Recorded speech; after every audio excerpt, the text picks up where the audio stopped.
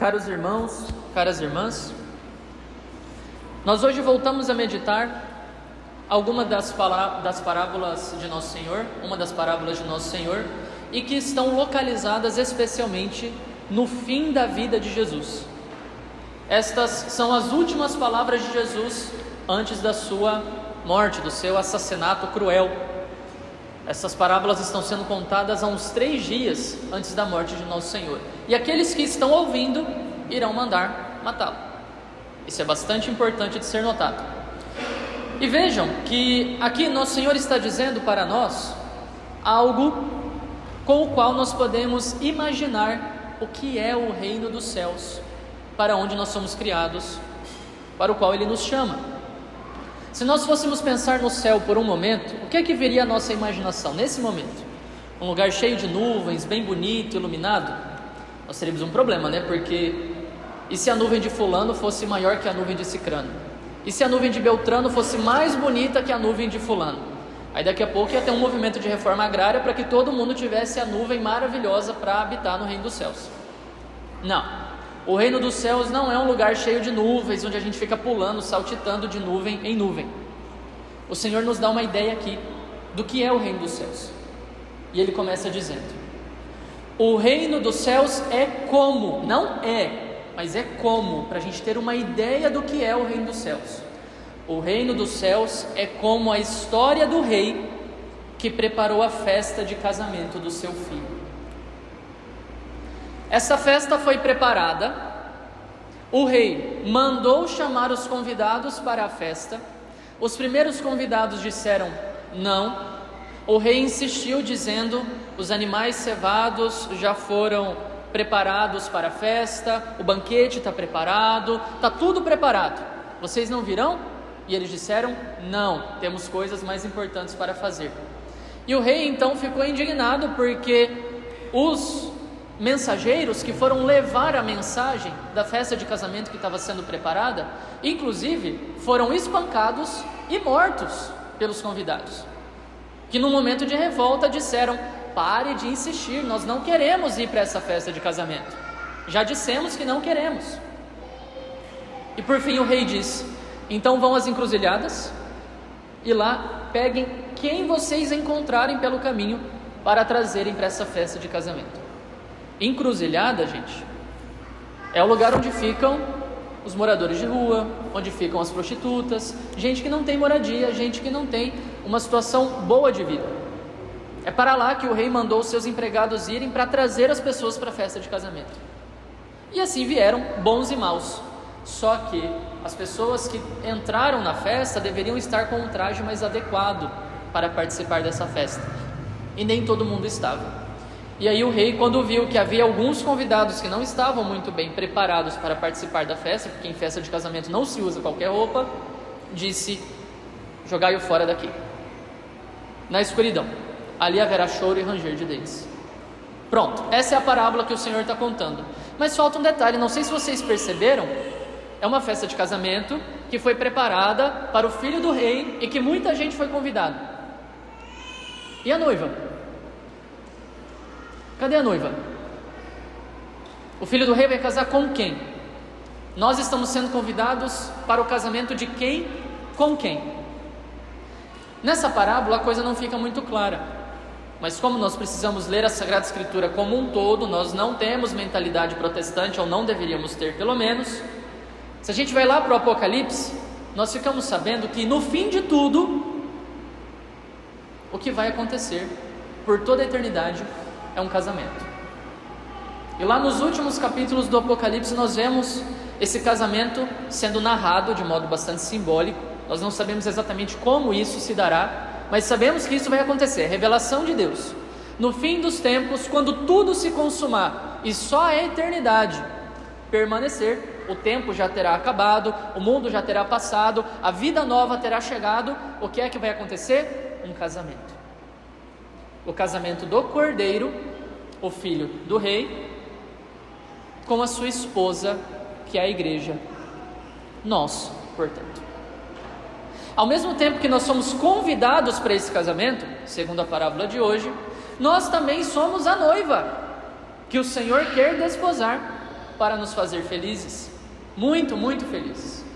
E essa linguagem de casamento e de aliança, ela perpassa a Sagrada Escritura toda. Ela está presente em toda a Sagrada Escritura, especialmente no Antigo Testamento. Como é que começa a Bíblia? Com um casamento, Adão e Eva se unindo em uma só carne. Como é que Deus compara a relação dele com o seu povo? Uma relação de aliança, de tal forma que o povo, quando trai a Deus e procura outros deuses, outros ídolos, esse pecado é chamado por Deus de pecado de adultério, ou mesmo de prostituição. Essa linguagem, ela se mistura um pouco. A linguagem de uma relação de amor entre duas pessoas, um homem e uma mulher, casados, e a linguagem da relação de Deus com o seu povo. Em outras palavras, o que é que eu estou querendo dizer aqui? Que você recebeu um convite de casamento. Eu também recebi. E esse convite não é para qualquer casamento, é para o seu casamento com o Cordeiro. Um casamento que nos fará felizes por toda a eternidade.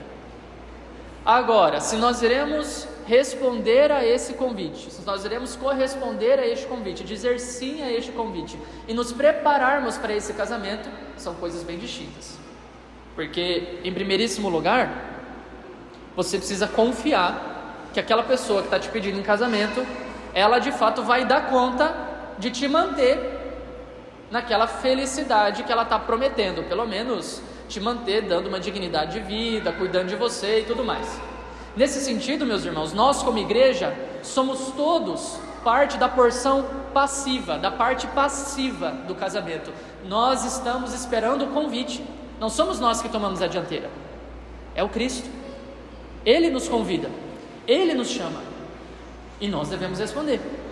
Só que para isso nós temos que ter alguma garantia de que este que nos convida de fato vai honrar aquilo que Ele está pedindo, aquilo que Ele está prometendo fazer. E o que é que nos dá essa garantia? A fé. Nós fomos feitos para um casamento lá na eternidade. E eu pergunto para você: você acredita nisso?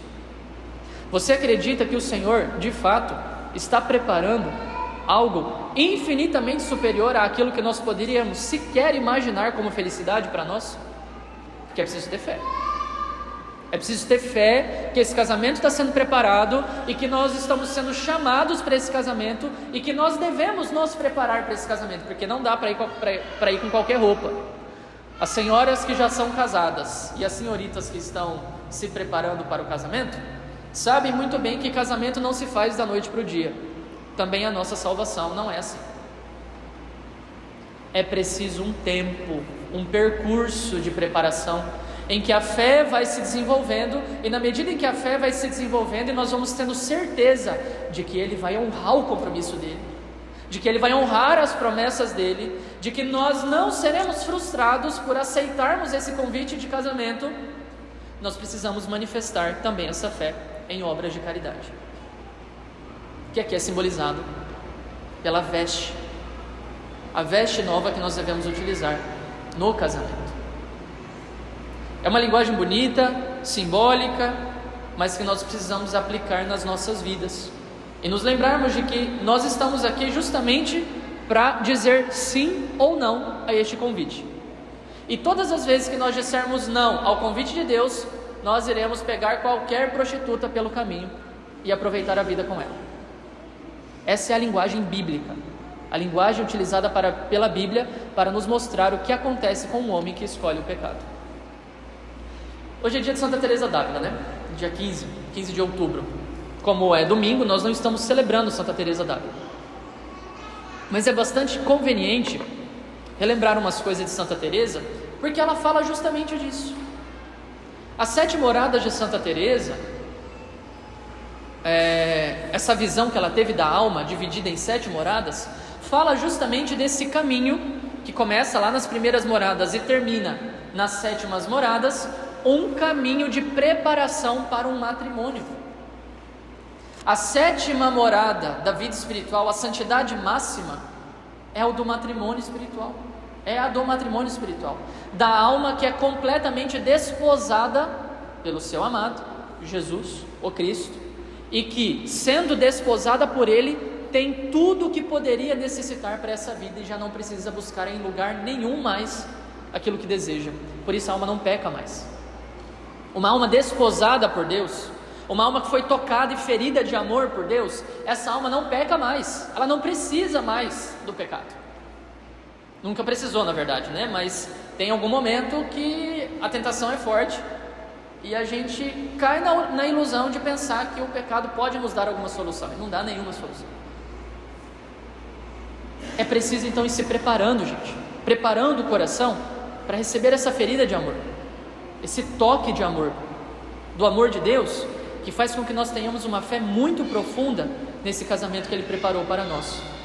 Mas vejam uma coisa, Teresa, embora tenha sido eleita para ser grande na igreja, não começou grande. Ela começou como todo mundo, e teve muitas dificuldades também, embora nunca tenha tido pecado mortal, isso já é certo, já se sabe com certeza. Mas ela começou de modo normal, como todo mundo. Cresceu numa família católica, e nesse sentido recebeu muito boas influências no seu período inicial de formação. O único contato que ela tinha com pessoas era com pessoas da sua família ou com o pessoal da igreja, que era ali perto da sua casa. E já desde criança, Teresa sentiu um grande desejo de se entregar por Cristo. Quando ela tinha 6 anos de idade, ela era muito amável, ela era irresistível, contam os seus biógrafos, né? Todo mundo gostava de estar junto dela, engraçada, alegre, divertida, bonita, uma gracinha, né? E Teresa conseguiu convencer o seu irmão mais velho, que naquela altura tinha 10 anos de idade, Rodrigo, conseguiu convencer a ele do seguinte: olha, papai e mamãe falaram pra gente que não há felicidade maior do que a felicidade do céu, e que a melhor forma de ir para o céu é morrer por Jesus. Eu ouvi dizer que lá no norte da África está acontecendo uns assassinatos de mártires que estão morrendo por Jesus e estão indo direto para o céu. Por que a gente não vai para lá? E Rodrigo pensou, coisa meio esquisita, mas a proposta é boa. E eles combinaram e foram, os dois, a caminho do martírio. Teresa com 7 anos de idade, com 6 anos de idade, e seu irmão com 10. O que é que isso mostra para nós? O ambiente no qual ela se encontrava ajudou a formar esses grandes desejos no coração dela. Teresa não tinha contato com mais absolutamente nada que não fosse a sua família e as coisas relativas à igreja. E por isso aquilo que povoava a imaginação dela estava relacionado com isso. As nossas crianças hoje, infelizmente, não têm isso. Estão contaminadas por tudo quanto é tipo de poluição que vem do mundo e que vai afetando a imaginação dessas crianças, de tal forma que essas crianças, embora estejam na catequese Bom Pastor, estejam aprendendo os segredos de Jesus, você pergunta para ela: o que é que você quer ser quando crescer? Jogador de futebol. Ou seja, tem muita coisa para fazer, tem muito trabalho para ser feito. Mas Teresa foi poupada, e por causa disso os desejos cresceram grande no seu coração. A imaginação dela ia preparando ela para desejar coisas grandes. E como ela estava sendo alimentada na imaginação com imagens boas, não tinha galinha pintadinha para Teresa assistir, né?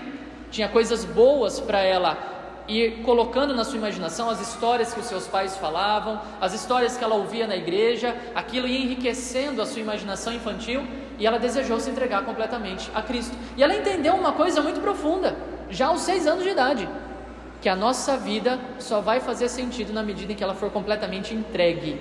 Isso é casamento, gente. Ela desde o início, desde os 6 anos de idade, já estava entendendo que Deus a chamava a um matrimônio. Queria se entregar toda a Jesus.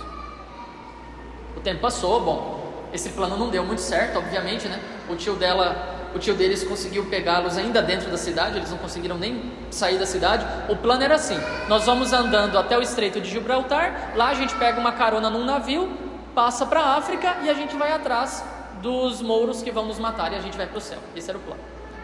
Não deu certo. O tempo passou, mas ela, quando voltou para casa, ela entendeu que se ela não fosse ser mártir, ela iria ser eremita. Qual que é a ideia que está aqui por trás? O coração dela tem que ser só de Jesus. Se ela não vai ser mártir para se entregar a Deus no martírio, então ela vai se refugiar na solidão e na oração, para poder ter um coração só de Jesus. E assim ela fez. Aí ela passava longos períodos longe de casa, no quintal, rezando o rosário, falando com Deus, preparando a sua vida para que a sua vida fosse toda de Deus. Olha a importância da imaginação bem formada de uma criança. Olha a importância. Não estava claro para ninguém que Teresa ia ser monge. Ninguém pensava nisso. Mas quem que impedia a brincadeira de uma criança como essa? Acontece que quando Teresa começou a chegar ali na fase que hoje nós chamamos de adolescência, a coisa ficou um pouco complicada, porque ela começou a ler os romances de cavalaria da sua mãe.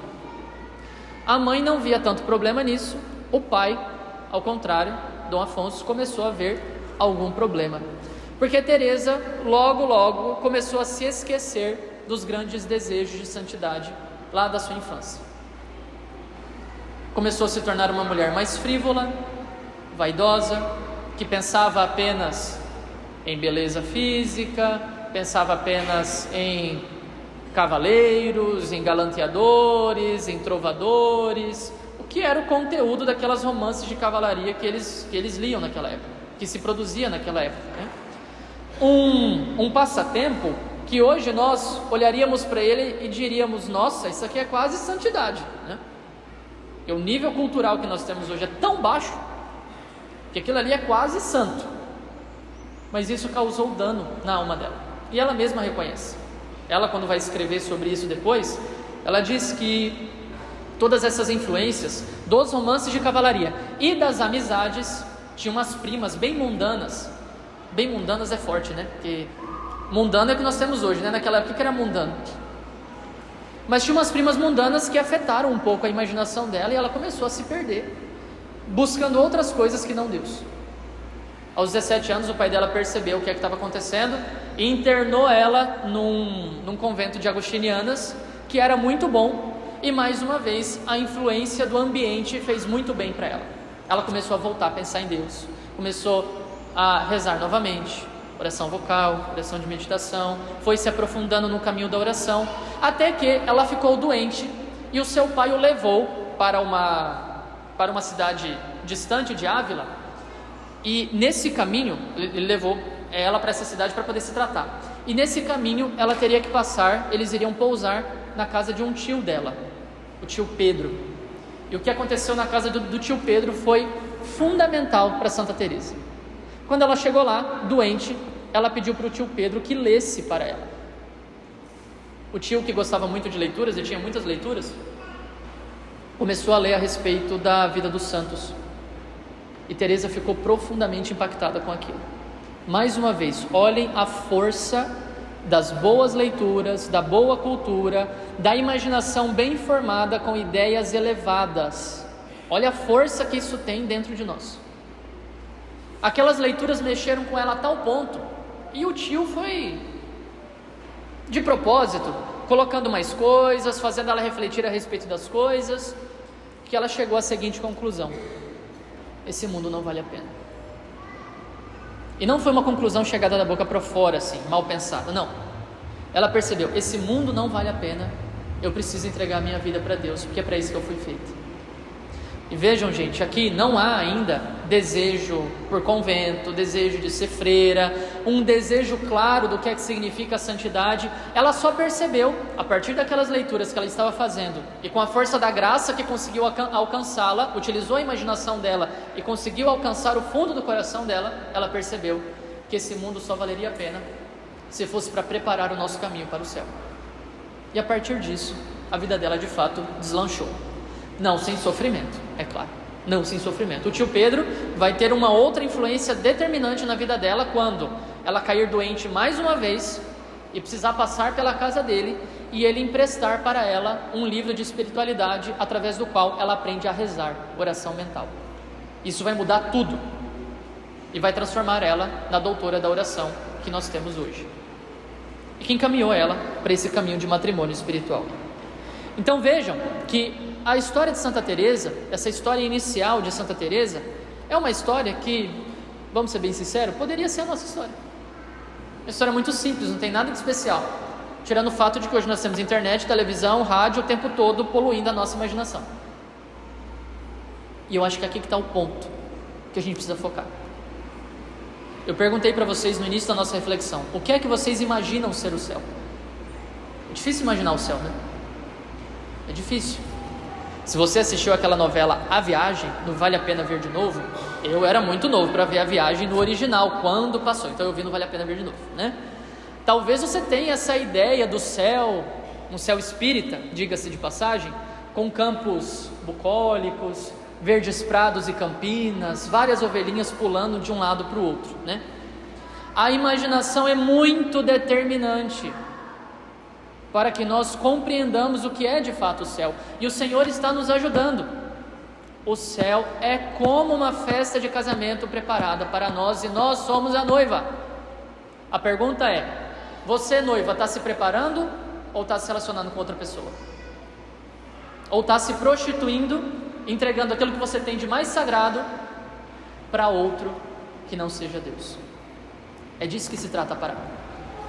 Teresa percebeu em tempo e conseguiu mudar o caminho e se transformou em quem se transformou. Agora é a nossa vez, e nós temos uma multidão de santos aí para nos ajudar. Não deixemos passar o nosso tempo, meus irmãos. O convite foi feito, a decisão é toda nossa, e Deus não vai esperar para sempre.